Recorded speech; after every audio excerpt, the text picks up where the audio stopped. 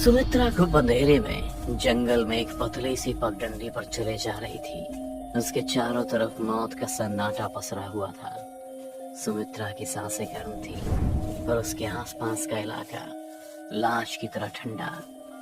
वो मनी मन कुछ बड़बड़ा भी रही थी जो उसके सिवा कोई नहीं सुन रहा था कि अचानक ही किसी ने सुमित्रा को पीछे से टोकते हुए कहा, लगता है तू अपनी जिद मनवा कर ही मानेगी।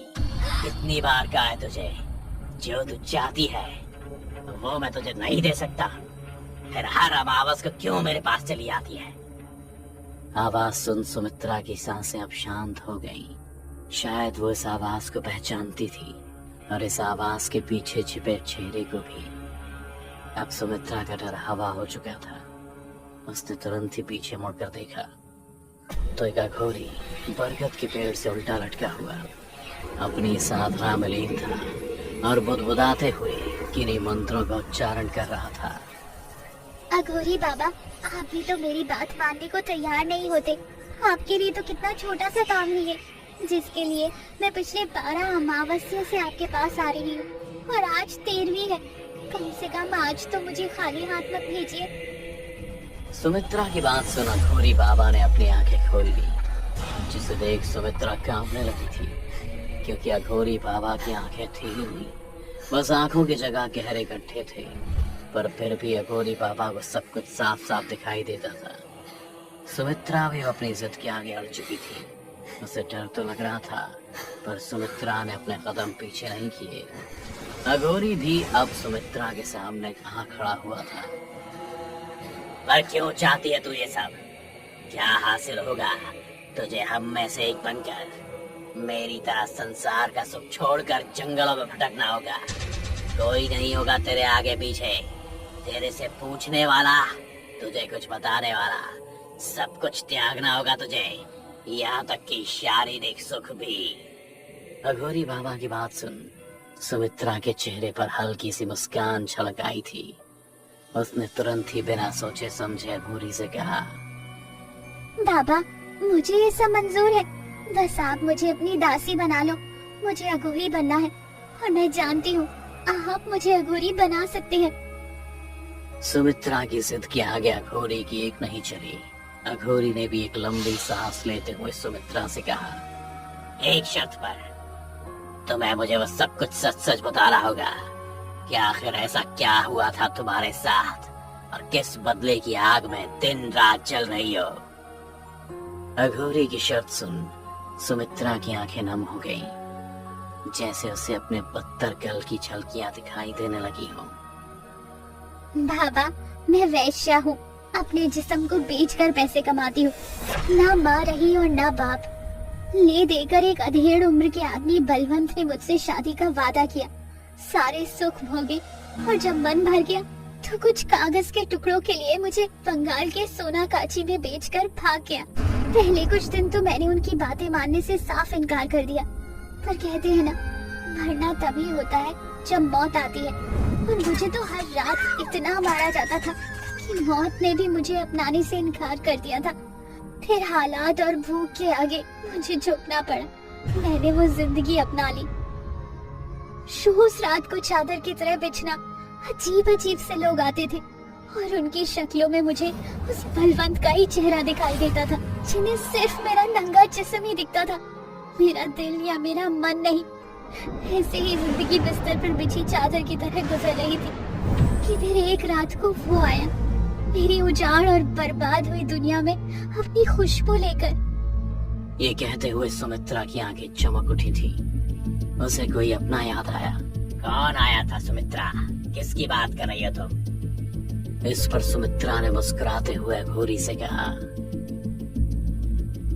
राजीव नाम था उसका। कलकत्ता के किसी कॉलेज में पढ़ता था। पहली बार जब उसने मुझे अपनी साड़ी उतारते देखा तो वो कांपने लगा था। बोला, मेरा फर्स्ट टाइम है, क्या हम सिर्फ बातें कर सकते हैं? ये मेरी जिंदगी का पहला मर्द था जो मुझसे सिर्फ बात करना चाहता था, वरना इससे पहले जितने मर्द मिले सब मेरे साथ। खैर छोड़ो, धंधे का टाइम था और मेरे पास इन सब फालतू चीजों का बिल्कुल टाइम नहीं था। से मैंने उसे अपने कमरे से निकाल फेंका। वो क्या है ना, जब हमें धंधे के नियम कानून सिखाए जाते हैं तो सबसे पहला नियम ये होता है कि कभी भी हमें धंधे में अपना दिल नहीं लगाना होता, क्योंकि इस धंधे में हमें दिल लगाने के पैसे नहीं मिलते हैं। ये कहते हुए सुमित्रा रोने लगी थी, जिसे देख अघोरी भी चौंक गया था। क्या हुआ सुमित्रा, तुम ठीक तो हो? क्या वो लड़का फिर आया था तुम्हारे पास? कुछ तो बोलो। हाँ बाबा, वो फिर आया था, मगर इस बार उसके शरीर का एक अंग कटा हुआ था। उसका एक हाथ नहीं था बाबा। क्या मतलब एक हाथ नहीं था? कोई एक्सीडेंट हो गया होगा। पर ये तो बताओ, जब वो दोबारा तुम्हारे पास आया तो क्या इस बार भी तुमसे बात ही करना चाहता था या फिर कुछ और? अघोरी की इस बात पर सुमित्रा बोली, हाँ बाबा, आया था, पर इस बार भी वो सिर्फ मुझसे बात ही करना चाहता था। पर उसका कटा हुआ हाथ देख मैंने इस बार उसे नहीं भगाया, बल्कि उससे खुद से कहा, कहो जो कहना चाहते हो। फिर हैरानी की बात ये थी कि वो कुछ बोला ही नहीं। मैंने बहुत पूछा, फिर भी उसने अपनी जुबान से एक लफ्ज नहीं कहा, बस एक टक प्यार से मुझे देखता रहा। सुमित्रा की कहानी में अब अघोरी दिलचस्पी लेने लगा था। उसने चौंकते हुए सुमित्रा से फिर पूछा, लगता है कोई पागल ही मिला था तुमको, लेकिन क्या सच में तुम उस पागल के लिए अघोरी बनना चाहती हो? हाँ बाबा, मैं उस पागल के लिए ही अघोरी बनना चाहती हूँ। सच कहूँ तो वो कोई पागल नहीं था। दरअसल उस रात के बाद वो 3 बार और आया था मुझसे मिलने, पर हर बार उसके जिस्म से उसका एक अंग गायब मिलता था और हर बार वो मुझसे बात करने का बोलकर चुप हो जाता था, बस मुझे देखता रहता। सच कहूँ तो उसकी आंखें बहुत कुछ बोलती थी, जिसे शायद मैंने ही कभी पढ़ने की कोशिश नहीं की। वो अचानक से मुझे देखकर खुश हो जाता, तो कभी बिलक बिलक कर रोने लगता। बाबा राजीव बहुत प्यार करने लगा था मुझसे। तो क्या तुमने उससे अंगों के बारे में पूछा नहीं? आखिर ऐसा क्या करता था वो और किस तरह का प्यार था? ना कुछ बोलना, ना कुछ बताना, बस पत्थर की तरह किसी को घूरते रहना। मेरे समझ से तो ये बिल्कुल परे है। अघोरी बाबा भले ही सुमित्रा पर पूरी तरह से यकीन न कर रहे हो, पर सुमित्रा ने तो ये जिया था, फिर भला वो कैसे इन सबको छुटला सकती थी? लेकिन सुमित्रा के पास अघोरी के सवालों के सारे जवाब थे। बाबा, मैंने बताया तो आपको, वो पहली मुलाकात के बाद 3 बार और मुझसे मिलने आया था। साथ में खूब सारे पैसे भी लेकर आया था। लेकिन उससे हुई आखिरी मुलाकात में उसने मुझे सब कुछ बताया था। कह रहा था कि उसने किसी अघोरी से अपने शरीर का समझौता किया है, जो हर अमावस को उसके जिस्म से एक हिस्सा काट कर खाता है। उसने मुझे ये भी बताया था, मरने के बाद भी उसकी आत्मा उसी के कब्जे में रहेगी। इसलिए मैं अघोरी बनना चाहती हूँ, ताकि मैं उस अघोरी से राजीव की आत्मा को मुक्ति दिला सकूं। सुमित्रा की सारी बात सुनने के बाद अघोरी ने बस इतना कहा, कल से अगले 13 महीनों तक मेरे साथ शमशान चलना होगा। वहाँ मैं तुम्हें सारी विद्या, सारे तंत्र मंत्र सिखाऊंगा। अघोरी की क्या साधना होती है, अघोरी का क्या महत्व होता है, सब कुछ। बाबा की मंजूरी मिलने के बाद सुमित्रा ने तुरंत ही बाबा के पैर छुए और अगले दिन से अघोरी के साथ सुमित्रा शमशान जाकर साधना करने लगी। आधी जली लाश का मांस खाना, तो कभी कच्चा मांस कौओं को खिलाना, तो कभी कभी घंटों किसी जानवर की लाश पर बैठकर मंत्रोच्चारण करना। पर आखिरकार वो दिन आ ही गया जब सुमित्रा को अघोरी की सिद्धियां प्राप्त हो गई। पहले तो उसने अपने गुरु के पैर छुए और फिर अपनी मंजिल की ओर बढ़ ही रही थी कि बाबा ने सुमित्रा से पूछा, सुमित्रा, तुमने बताया नहीं वो अघोरी कौन था जिसके पास तुम्हारे राजीव की आत्मा कैद है? ये सुनते ही सुमित्रा की आंखों में खून उतर आया था। उसने अपने दांतों को पीसते हुए कहा, बाबा, उस जल्लाद का नाम अघोरी नंदा है। अघोरी नंदा? क्या तुम पागल तो नहीं हो गई हो? वो अघोरी जिन्न को अपने काबू में करता है और मेरी शक्तियाँ सिर्फ और सिर्फ इंसानों और जानवरों की आत्माओं को ही वश में काबू कर सकती हैं। हम लोग जिन्न के आगे एक पल भी नहीं टिक पाएंगे। अघोरी बनने के बाद भले ही सुमित्रा की आदतें और रहन सहन बदल गई हो, लेकिन उसकी जिद और उसका गुस्सा अभी भी पहले जैसा ही था। बाबा, मर तो मैं पहले ही चुकी थी। अब तो बस किसी को मुक्ति दिलाने के लिए कुछ बची कुची सांसें हैं। बस उसी से किसी का भला करना चाहती हूँ। ये कहकर सुमित्रा सीधा घोरी नंदा के पास जाने को चलती कि सुमित्रा के गुरु ने कहा, रुको सुमित्रा, इस लड़ाई में तुम अकेली नहीं हो और तुम ये लड़ाई अकेले जीत भी नहीं सकती हो, तुम्हें मेरी जरूरत पड़ेगी। इतना कहकर अघोरी और सुमित्रा दोनों सीधा घोरी नंदा के पास पहुंचे, जो पहले से ही एक इंसान की लाश पर बैठ तपस्या कर रहा था। अघोरी नंदा, देख आ गई मैं। पिछली बार तुमने मुझे ये कहकर छोड़ दिया था कि मैं सिर्फ एक तुच्छ इंसान हूँ, तो ले, आज मैं भी तेरी तरह एक अघोरी हूँ। और अगर तू अपनी जान की सलामती चाहता है तो अभी के अभी मेरे राजीव की आत्मा को मुक्ति दे दे, वरना। सुमित्रा की बात सुन घोरी नंदा की आंखें खुल गईं। उसकी तपस्या सुमित्रा की वजह से भंग हो गई थी। कोई नहीं, तुझे तब नहीं मारा तो तुझे आज मार दूंगा।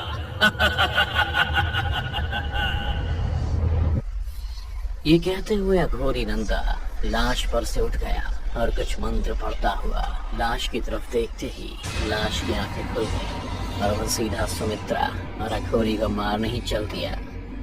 सुमित्रा, इस लाश में अघोरी नंदा ने किसी जिन्न की आत्मा फूकी है। इस लाश को हराना इतना भी आसान नहीं होगा। इतना कहकर सुमित्रा और पापा दोनों एक साथ मंत्र पढ़ने लगे और देखते ही देखते उस लाश के टुकड़े टुकड़े हो गए। पर अगले ही पल वो लाश वापस पहले जैसी हो गई और इस बार पहले से और ज्यादा शक्तिशाली भी। पर सुमित्रा ने भी हार नहीं मानी थी। वो दोनों अभी भी मंत्र पढ़ रहे थे कि तभी उस लाश ने सुमित्रा के अघोरी गुरु की गर्दन को पकड़ लिया और सुमित्रा की आंखों के सामने ही उसके 2 टुकड़े कर दिए। पर सुमित्रा हार मानने को तैयार नहीं थी। उसने कुछ ऐसा मंत्र फूंका कि देखते ही देखते वो लाश चलने लगी। लाश को जलता देख अघोरी नंदा भी बेचैन हो उठा था। उसने चीखते हुए सुमित्रा से पूछा, ये कैसे कर सकती हो तुम? भला एक जिन्न की आत्मा को कोई एक पल में कैसे खत्म कर सकता है? कौन हो तुम और क्या विद्या सीख कर आई हो? अघोरी नंदा को अब उसकी बात साफ दिखने लगी थी, लेकिन सुमित्रा ने ऐसा आनंद पढ़ा कि अघोरी नंदा हवा में उड़ गया। उसे देख ऐसा लग रहा था जैसे कोई अघोरी नंदा के हाथ पैरों को खींचते हुए उसके जिस्म से अलग कर देना चाहता हो। बोल, तू राजीव की आत्मा को रिहा करता है कि नहीं? इससे पहले कि अघोरी नंदा कोई जवाब देता, सुमित्रा इतनी जोर से चीखी कि अघोरी नंदा के जिस्म से उसका एक हाथ उखड़ गया। अघोरी नंदा हवा में ही तड़प रहा था। बोल, तूने राजीव के साथ ऐसा क्यों किया था? बोल, वरना मैं। एक बार फिर सुमित्रा चीखी और अघोरी नंदा के जिस्म से उसका दूसरा हाथ भी उखड़ गया। सुमित्रा भी अघोरी नंदा को वैसे ही मौत दे रही थी जैसी उसने राजीव को दी थी। अघोरी नंदा के दर्द की कोई इंतहा नहीं थी। वो दर्द में तड़पते हुए सुमित्रा से कहने लगा, मुझे इस दुनिया का सबसे बड़ा घोरी बनना, जिसके लिए मुझे एक जिंदा शरीर चाहिए था जो अपना एक अंग मुझे दे, लेकिन उसका शरीर भी जिंदा रहे। तब मेरे पास राजीव आया। उसे एड्स था, वो वैसे भी मरने वाला था। बदले में मैंने उसके घर वालों को करोड़ों रुपए दिए और राजीव ने मुझे अपना शरीर। सुमित्रा, मैं तेरी बात मानने के लिए तैयार हूँ।